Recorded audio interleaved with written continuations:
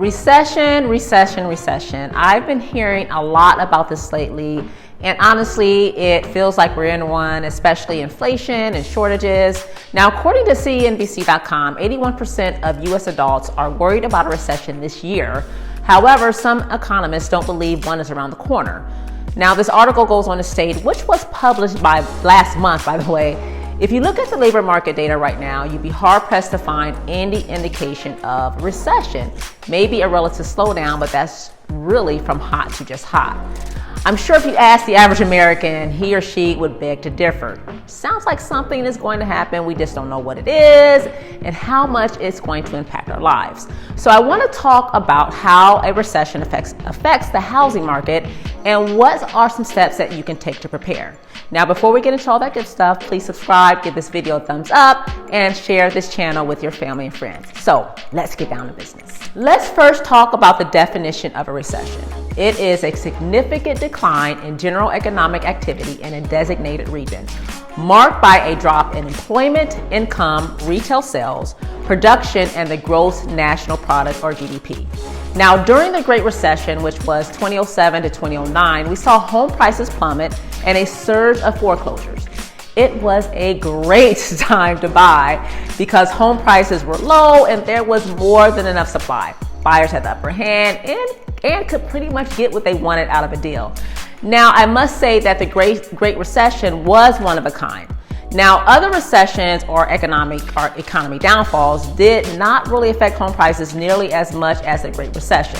The truth of the matter is, home prices don't necessarily fall due to a recession. For example, there was a recession in 2020, which was the worst recession since the Great Depression. However, home prices were at an all-time high, and I think we know why, right? Stimulus money.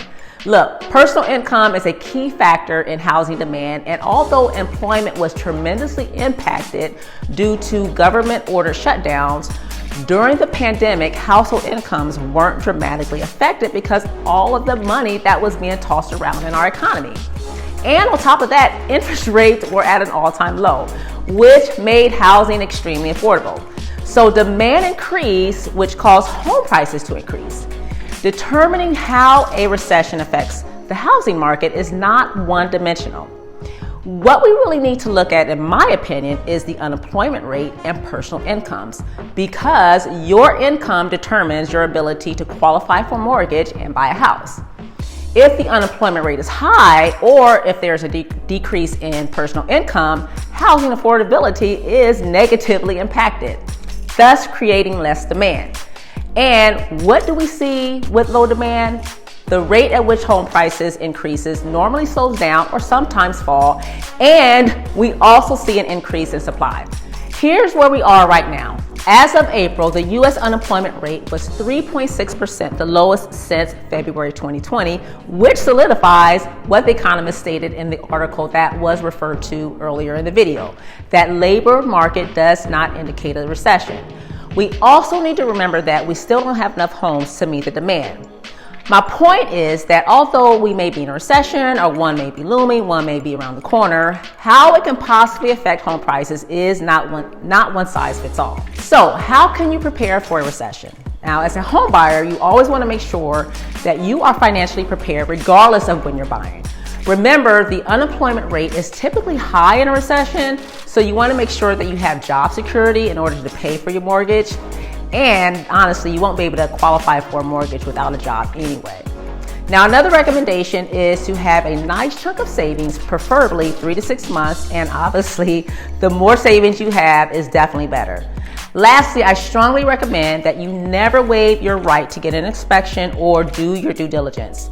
Now, short sales and foreclosure rates tend to be high during a recession, and there's a lot that comes along with these type of sales, so getting an inspection is a must. As a homeowner who is looking to sell during a recession, first, calculate your cost of sale, and second, be prepared to lower than asking offers.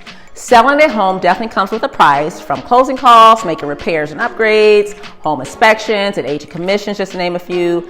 One thing that you can do to find out what your estimated net proceeds will be before you list, because this can help you determine if it's a good time to sell or if you should wait it out. If you know that you will sell within the next 6 to 12 months, then you may want to start working on any repairs or upgrades now, or just gradually over the next few months. Every little bit helps, and the sooner you start getting your house market ready, the better. I would love to hear your thoughts on or about a recession. Would you buy or sell during a recession? Why or why not? Drop a comment below to share your thoughts. I'm Renee the Realtor. Thanks for tuning in, and we'll see you next time.